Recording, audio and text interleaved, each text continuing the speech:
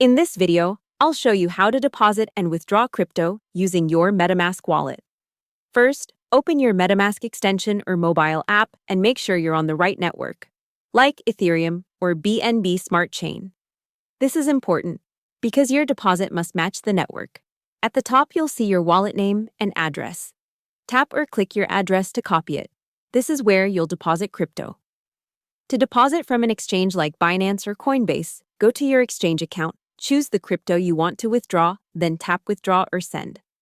Paste your MetaMask address, select the same network you're using in MetaMask, enter the amount, confirm the fees, and submit.